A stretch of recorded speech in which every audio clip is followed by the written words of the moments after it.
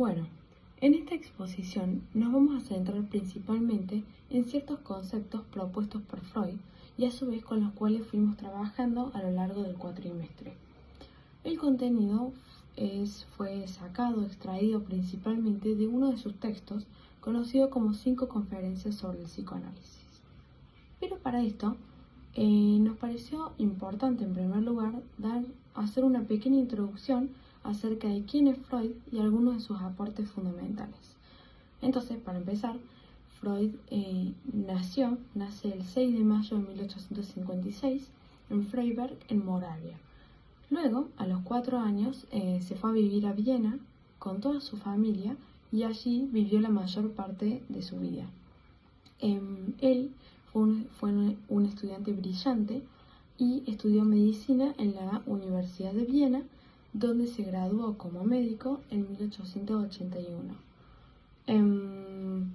Allí comenzó su carrera investigando sobre neurociencia y fisiología, y ya un poco más adelante, como en 1885, viajó a París para estudiar con Jean-Martin Charcot, que este fue un neurólogo que utilizaba la hipnosis para tratar la histeria. Bueno, la histeria es uno de los conceptos en los que nos vamos a centrar principalmente y que vamos a explicar.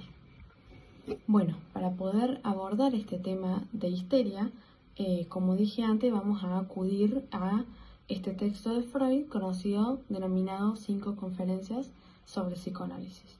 Allí Freud va a comenzar hablando de un caso del Dr. Breuer, en el que se trata de una paciente que sufría ciertas perturbaciones corporales y anímicas que requerían tomarse con cierta seriedad. Sin embargo, según los médicos, si ese cuadro clínico aparece en una joven en quien una indagación objetiva demuestra que sus órganos vitales como el corazón y los riñones son normales, pero que experimentó ciertas violentas conmociones del ánimo y en ciertas ocasiones los síntomas se apartan de lo que cabría esperar, no juzgarían muy grave el caso. En este caso, afirmarían estar no frente a una afección orgánica del cerebro, sino frente a un estado denominado histeria. Esta, a su vez, es capaz de simular toda una serie de graves cuadros. Por otra parte, Freud explica que le va a cambiar poco al enfermo si se le discierne la histeria. Dice que es a los médicos a quien se les va a producir una gran variedad. Plantea que la actitud que se tiene frente al histérico va a diferir de la que se adopta frente al enfermo orgánico. ¿Por qué? Porque la dolencia que tiene el primero es mucho menos seria que la del enfermo orgánico.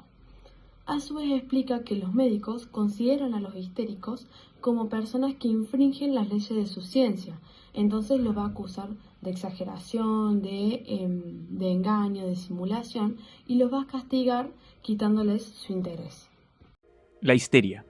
La histeria es un término que se utiliza como insulto para referirse a un exceso emocional ingobernable y puede referirse a un estado mental o emocional temporal.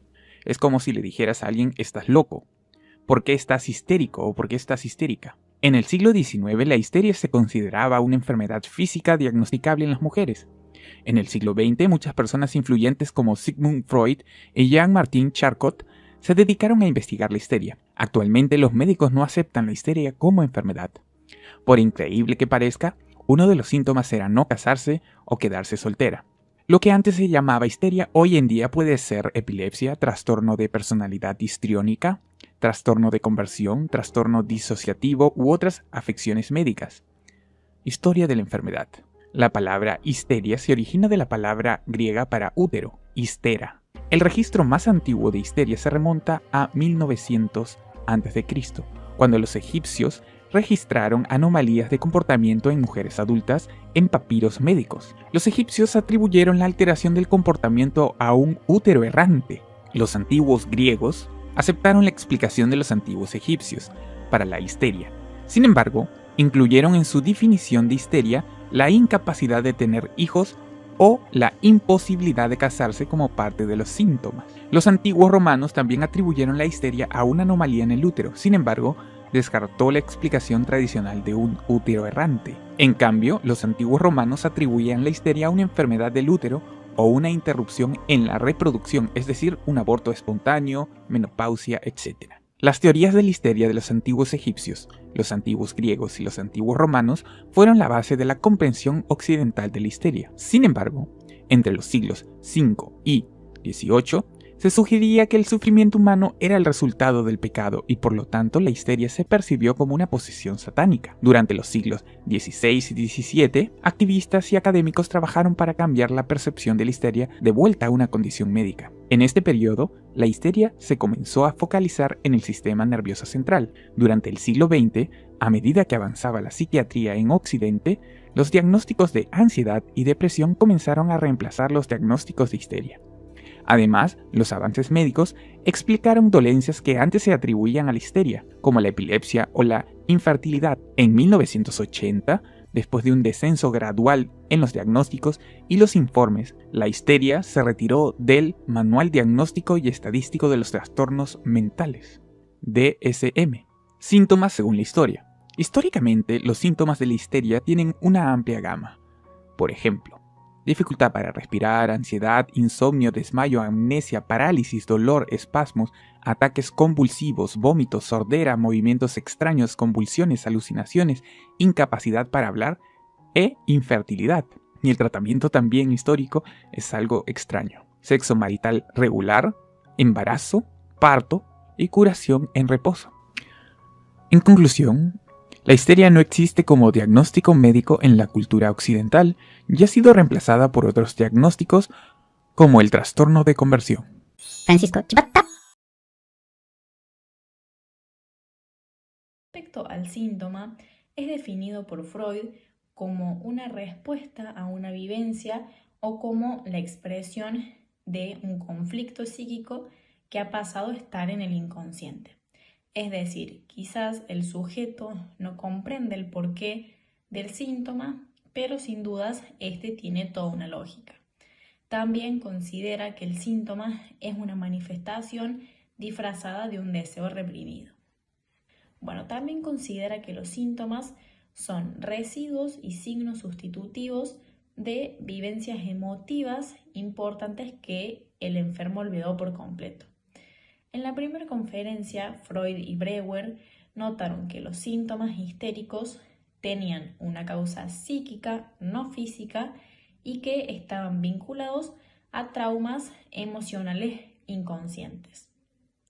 Esos recuerdos reprimidos debían liberarse a través de la palabra mediante el método catártico. Bueno, Freud afirma que esos recuerdos reprimidos solo pueden deshacerse cuando, mediante la transferencia al analista, estos afectos se actualizan en un contexto nuevo que permite elaborarlos y resolverlos.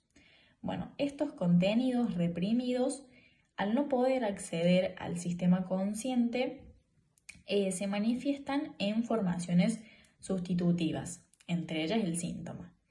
Bueno, la represión en tanto mecanismo de defensa da lugar a una laguna anémica. Freud observa que donde existe un síntoma también se encuentra una amnesia, una laguna del recuerdo, y el llamado a esa laguna conlleva a la cancelación de las condiciones generadoras del síntoma. Bueno, luego en la tercera conferencia se afirma que al igual que los sueños, los síntomas están sometidos a procesos de desfiguración que son la condensación y el desplazamiento. Esto implica que su contenido latente aparece disfrazado, encubierto y requiere interpretación. Por eso el trabajo analítico no consiste en eliminar el síntoma, sino más bien en hacer consciente lo inconsciente. ¿Sabías que cerca del 70% de las personas alrededor del mundo experimentarán al menos un evento traumático en su vida? El trauma es un evento o una serie de eventos violentos que son emocional o físicamente dañinos, que pueden incluir violencia, abuso, negligencia, desastres naturales o la pérdida de un ser querido debido a un acontecimiento traumático. Una persona puede experimentar el trauma directa o indirectamente, como por ejemplo, directamente al trabajar como oficial de policía o indirectamente, por ejemplo, al trabajar como terapeuta y escuchar las experiencias traumáticas de otros. Los principales factores que contribuyen a la respuesta de un individuo al trauma incluyen la cultura, los valores propios, las creencias y la forma de ver el mundo, el sistema de apoyo social, si tienen personas en sus vidas que les apoyen de verdad o no, y la etapa de desarrollo de cada uno o en qué momento de su vida se encuentra. Por ejemplo, ser un adolescente o un adulto. Algunas reacciones comunes al trauma pueden ser sentimientos de miedo, ansiedad, humillación, culpa, vergüenza o traición. Las personas pueden hacerse preguntas como ¿por qué yo? La forma en que otras personas responden al trauma de una persona también puede influir en la forma en que alguien experimenta su trauma.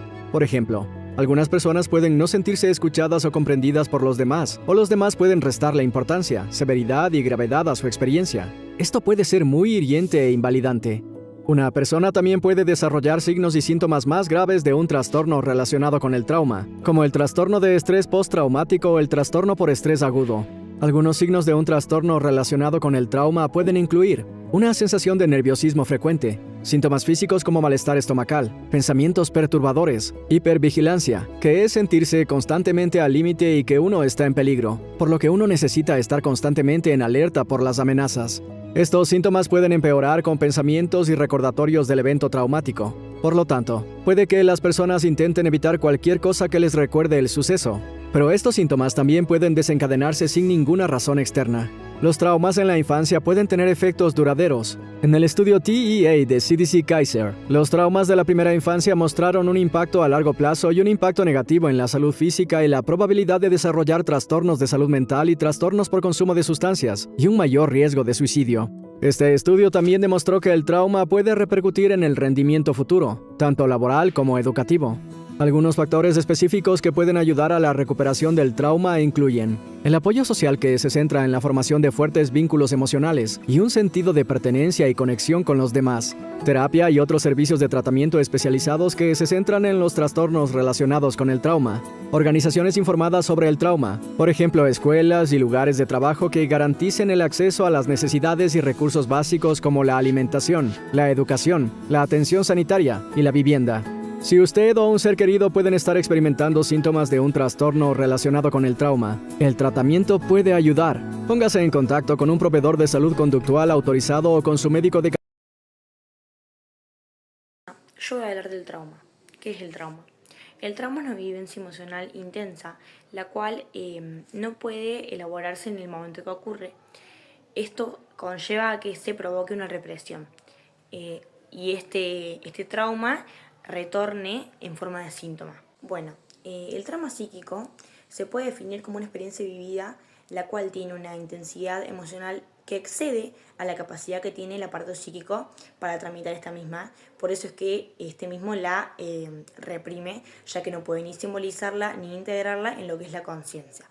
Freud señala que este tipo de vivencias, en especial las relacionadas con la sexualidad infantil, tienen un fuerte peso teológico en la formación de síntomas. Cuando un hecho traumático no es elaborado conscientemente, este deja restos psíquicos activos en el inconsciente. Bueno, la repetición. ¿Qué es? La repetición es un proceso por el cual el sujeto vuelve a poner en acto una y otra vez los distintos fragmentos de su historia que están en el inconsciente. El sujeto no recuerda claramente lo que le ocurrió o lo ocurrido, sino que lo va manifestando a través de sus actos, de sus síntomas, de sus vínculos y demás. Freud dice que el sujeto no puede recordar ninguna vivencia reprimida, entonces lo que hace es la manifiesta de otra forma. Lo que quiere decir es que en vez de recordarla, el sujeto la repite. Y el síntoma es una forma de repetición sin saber verdaderamente aquello que pasó en la conciencia. Bueno, la repetición para Freud es un fenómeno fundamental para el funcionamiento del inconsciente y es uno de los ejes principales del tratamiento psicoanalítico.